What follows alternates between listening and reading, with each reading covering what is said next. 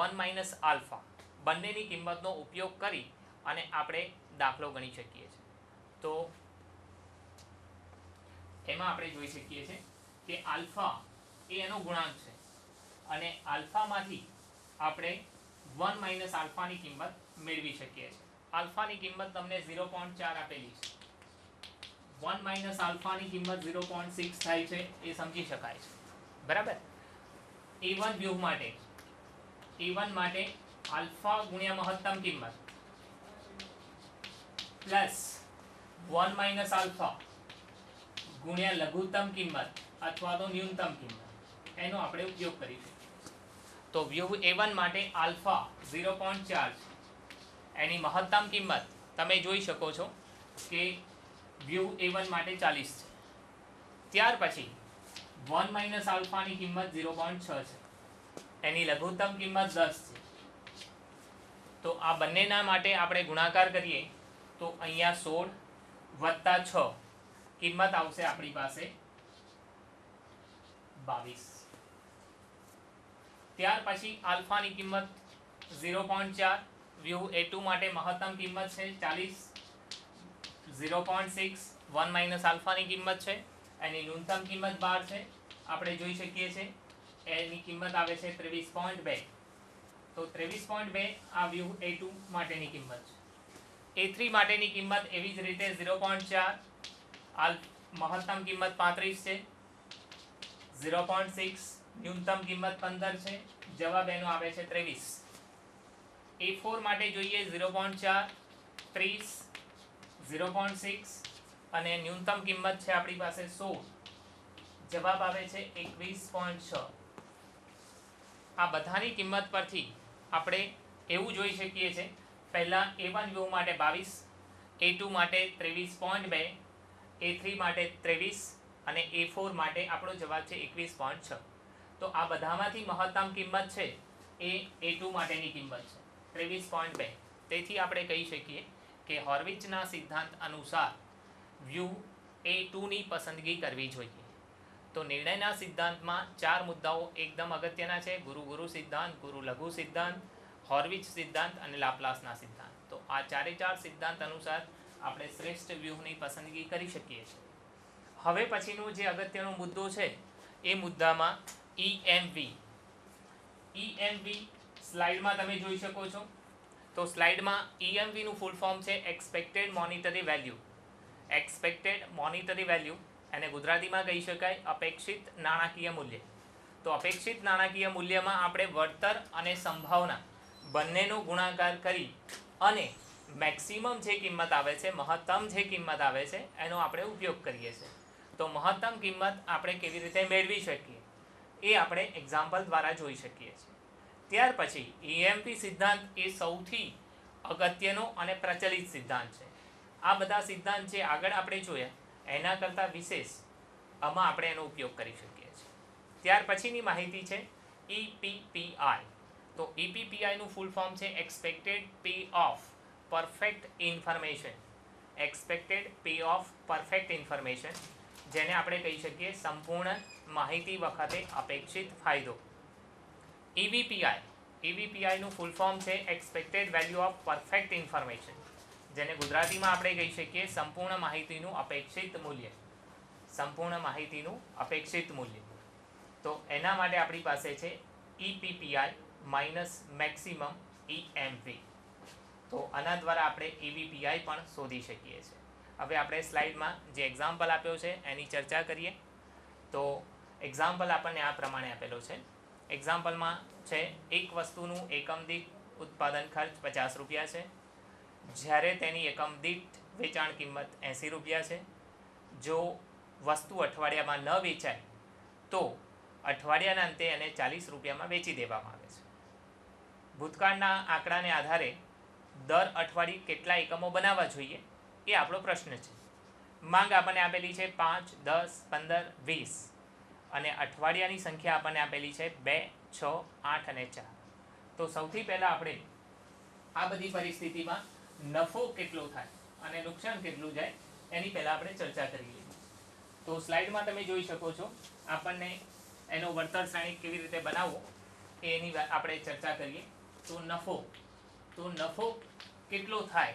તો આપણને આપેલું છે કે આપણી વેચાણ કિંમત 80 રૂપિયા છે અને એની સાથે જ્યારે વસ્તુને વેચાણ કિંમત 80 રૂપિયા, વસ્તુને જ્યારે બનાવવામાં આવે છે ત્યારે એની પડતર કિંમત 50 રૂપિયા છે, ઉત્પાદન ખર્ચ.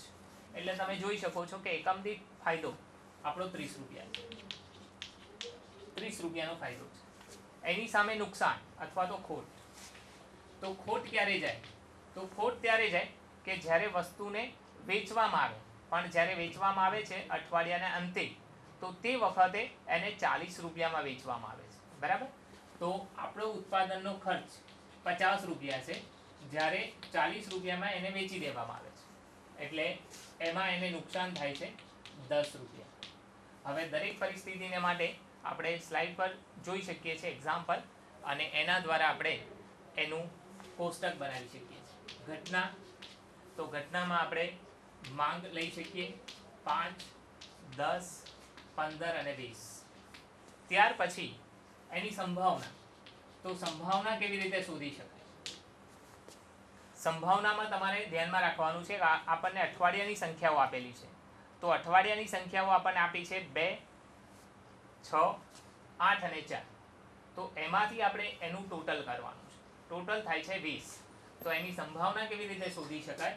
તો સંભાવના માટે 2/20 સંભાવના આવશે 0.1. ત્યાર પછી બીજાના માટે આપેલું છે અઠવાડિયાની સંખ્યા 6/20, જવાબ આવશે 0.3. ત્યાર પછી ત્રીજાના માટે આપેલું છે 8/20, જવાબ આવશે 0.4. અને છેલ્લાના માટે 4/20. આ રીતે આપણે સંભાવના શોધી શકીએ છીએ. એનો જવાબ છે 0.2. હવે આપણે બનાવેલા એકમો.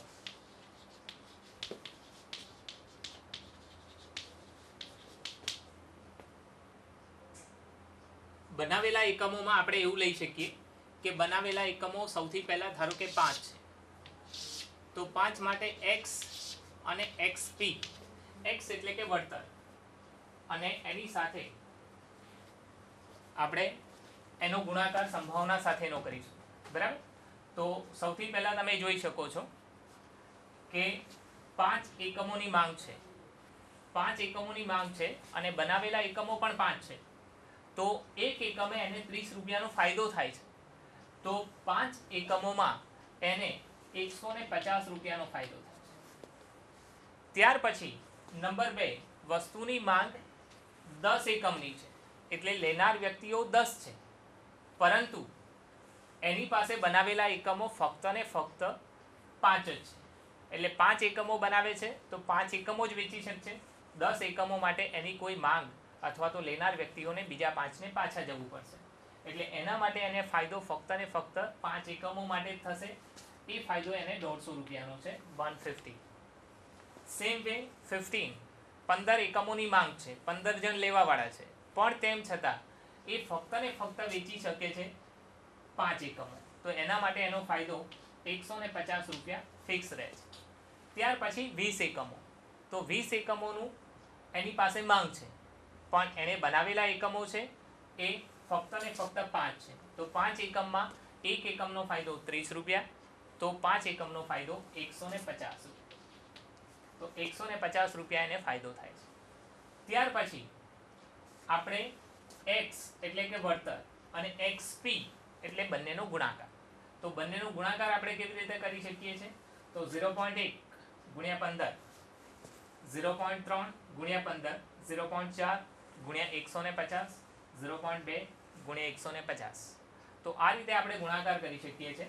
અહીંયા 15, અહીંયા 45, અહીંયા 60 અને અહીંયા 30. ટોટલ એનું કરવાનું છે. ટોટલ આપણી પાસે આવશે 150. તો આ 5 એકમો બનાવે છે ત્યારે એને કેટલો ફાયદો થાય છે એ આપણે જોઈ શકીએ છીએ.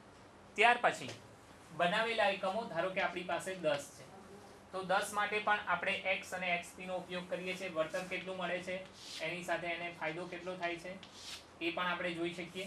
તો એમાં x અને xp બેનો ગુણાકાર કરીએ છીએ. તો જુઓ, અહીંયા 5 એકમની માંગ છે, બનાવેલા એકમો 10 છે. હવે 10 એકમોને આ રીતે આપણે ડિવાઈડ કરીએ, 5 એકમોની માંગ છે, 5 એકમો એના પડી રહે છે, 5 એકમોમાં એને ફાયદો થાય છે. તો ફાયદો કેટલો થાય છે? તો 31 એકમનો ફાયદો છે. તો 5 એકમના ફાયદામાં આપણે જોઈ શકીએ 150 રૂપિયાનો એને ફાયદો થાય છે. બાકીના 5 એકમો એના પડી રહે છે, તો એને ખોટ જાય છે. એક એકમે એને 10 રૂપિયાની ખોટ જાય છે. તો ખોટ જશે એના 50 રૂપિયાની. તો 150 માઇનસ 50 એટલે એને જે ફાયદો થવાનો છે એ 100 રૂપિયાનો ફાયદો થવાનો છે. ત્યાર પછી 10 એકમની માંગ છે. એકમ 10 એકમની માંગ, બનાવેલા એકમ પણ એની પાસે 10 છે. તો એક એકમે એને 30 રૂપિયાનો ફાયદો થાય છે. તો જ્યારે પણ 10 એકમો બનાવે ત્યારે એને 300 રૂપિયાનો ફાયદો થાય છે. ત્યાર પછી જોઈએ 15 એકમોની માંગ છે. એની પાસે ફક્ત ને ફક્ત બનાવેલા એકમો 10 છે. 10 એકમો એ વેચી શકે છે અને 10 એકમો વેચે તો એને ફાયદો 300 રૂપિયાનો થાય છે. એટલે અહીંયા આપણો જવાબ આવશે 300. અને ત્યાર પછી 20 એકમોની માંગ છે. એકમો ગમે તેટલાની માંગ હોય પણ એ વેચી શકે છે ફક્ત ને ફક્ત 10, એટલા માટે એનો ફાયદો આપણે 30 રૂપિયા એ ફિક્સ રહેશે. તો આની સાથે આપણે x અને p વળતર અને એની સંભાવના બંનેનો ગુણાકાર કરીએ છીએ. તો બંનેનો જ્યારે ગુણાકાર કરીએ ત્યારે જુઓ અહીંયા આપણી પાસેની અહીંયાની કિંમત છે 100, 100 ગુણ્યા એની સંભાવના 0.1, જવાબ આવશે 10. 300 ગુણ્યા 0.3, જવાબ આવશે 90. ત્યાર પછી 300 ગુણ્યા 0.4, 120. 300 ગુણ્યા 0.2, જવાબ આવશે 60. આ બધાનું આપણે ટોટલ કરવાનું છે. તો ટોટલ તમે જોઈ શકો છો 0,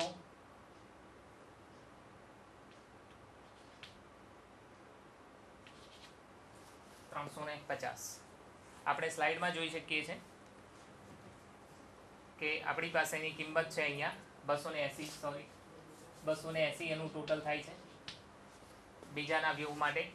ત્યાર પછી આ જ રીતે બનાવેલા એકમો આપણી પાસે 15 એકમો બનાવે છે. તો એના માટે x અને xp બંનેનો આપણે ગુણાકાર કરીશું. તો એમાં આપણે સમજી લઈએ ફરીવાર કે 15 એકમો બનાવે છે. હવે પરિસ્થિતિ શું આવે છે? તો 5 એકમની માંગ છે. 5 એકમની માંગ છે, એને બનાવેલા એકમો આપણી પાસે 15 છે. તો જો 15 એકમો છે, 5 એકમોની માંગ છે, 10 એકમો એના પડી રહે છે. તો 5 એકમો જ્યારે એ બનાવે છે ત્યારે 5 એકમો એને વેચાઈ જાય છે અને 5 એકમોમાં એને ફાયદો થાય છે 150 રૂપિયા. ત્યાર પછીના 10 એકમો જે પડી રહે છે, એને બનાવ્યા છે પણ એની માંગ તો ફક્ત ને ફક્ત 5 એકમની છે. એટલા માટે આપણે 10 એકમો પડી રહે છે. તો પડી રહે છે એટલા માટે એક એકમે એને 10 રૂપિયાનો ખોટ જાય છે, નુકસાન જાય છે. તો 10 એકમે એને 100 રૂપિયાનું નુકસાન જશે. એટલે 150 માઇનસ 100 એટલે આપણે લખી શકીએ 50. બીજી પરિસ્થિતિ જોઈએ તો બીજી પરિસ્થિતિમાં બનાવેલા એકમો એની પાસે 15 છે, એની સાથે એની માંગ 10 એકમની છે. તો આપણે એને ડિવાઈડ કરી શકીએ 10 અને 5માં. તો 10 એકમમાં એને ફાયદો ગણતરી કરીએ તો 30 રૂપિયાનો ફાયદો એક એકમનો, ટોટલ 300 રૂપિયાનો ફાયદો છે અહીંયા. અને 5 એકમનો એને લોસ જાય છે એટલે એક એકમે 10 રૂપિયાનો લોસ, 2 એકમે એને 50 રૂપિયાનો લોસ. એની કિંમત આવશે 250. બરાબર? તો 250. ત્યાર પછી ત્રીજી કિંમત 15 એકમની માંગ છે અને 15 એકમો એને બનાવ્યા છે. તો 15 એકમ સાથે 15 એકમ એ બનાવે છે એટલે એને ખોટ જવાની કોઈ શક્યતા છે નહીં. એટલે એક એકમે જો એને 30 રૂપિયાનો ફાયદો થતો હોય તો 15 એકમે 450 રૂપિયાનો ફાયદો થાય. અને અહીંયા પણ આપણે 450 લખી શકીએ. કેમ લખી શકીએ? તો 20 એકમની માંગ છે. લેવાવાળા કોઈ પણ વ્યક્તિઓ હોય પણ એ 15 એકમ બનાવે છે, 15 એકમ વેચી શકે છે, 450 રૂપિયાનો એને ફાયદો થાય છે. હવે એને વળતર સાથે સંભાવનાનો ગુણાકાર કરીએ છીએ. તો સંભાવનાનો ગુણાકાર 50 ગુણ્યા 0.1, જવાબ આવશે 5. પછી 250 ગુણ્યા 0.3, એનો જવાબ આવશે 75. 450 ગુણ્યા 0.4 જવાબ આવશે 180. ત્યાર પછી લાસ્ટ 450 ગુણ્યા 0.2 જવાબ આવશે 90. અને આ બધાનું ટોટલ કરવાનું છે 350. બરાબર, આ બધાનું ટોટલ છે 350. હવે છેલ્લી પરિસ્થિતિમાં આપણે 20 એકમોનું ઉત્પાદન કરવામાં આવે છે. ધારો કે એ 20 બનાવે છે, તો 20 બનાવે છે ત્યારે આપણે x અને xp બેના માટેની ગણતરી કરવાની છે. x અને xp, તો x અને xp માં તમે જોઈ શકો છો સૌથી પહેલા 5 એકમોની માંગ છે. સ્લાઇડ ઉપર આપણે જોઈ લઈએ તો ચાલી જશે. તો 5 એકમોની માંગ છે, તો 5 એકમોની માંગ અને સામે 20 એકમો એને બનાવ્યા છે. તો 20 ને ડિસ્ટ્રીબ્યુટ આપણે કરીએ 5 અને 15 માં. 5 એકમની માંગ છે, તો એને 5 એકમમાં ફાયદો 150 રૂપિયાનો છે અને એની સાથે 15 એકમો એના પડી રહેશે. તો જ્યારે 15 એકમો પડી રહેશે, એક એકમે ખોટ જાય છે એને 10 રૂપિયાની, તો એને 150 રૂપિયાની ખોટ જશે. હવે અહીંયા તમે જોઈ શકો છો કે 150 રૂપિયાનો ફાયદો છે અને 150 રૂપિયાનું એને નુકસાન છે. તો એનો જવાબ આવશે 0. કોઈ ફાયદો નહીં, કોઈ નુકસાન નહીં. ત્યાર પછી 10 એકમની માંગ છે, એને આ રીતે આપણે ડિસ્ટ્રીબ્યુટ કરી શકીએ છીએ 10 અને 10માં. તો 10 અને 10માં ડિસ્ટ્રીબ્યુટ કરો છો ત્યારે 10 એકમમાં એને ફાયદો 300 રૂપિયાનો છે, કારણ કે તમે જોઈ શકો છો કે 300 રૂપિયા એને મળી શકે છે. એક એકમે 30 રૂપિયા. ખોટ જાય છે તો એને 100 રૂપિયાની ખોટ જાય છે. 100 રૂપિયાની ખોટ કેવી રીતે? તો એક એકમે 10ની ખોટ છે, એટલા માટે 300 ઓછા 100 એટલે આપણે 200 લખી શકીએ, 200. ઓકે. પછી 15 એકમો, તો 15 એકમની માંગ છે. બરાબર, તો 15 એકમની જ્યારે માંગ છે અને બનાવેલા એકમો 20 છે, તો આપણે 20ને 15 અને 5માં ડિસ્ટ્રીબ્યુટ કરી શકીએ છીએ.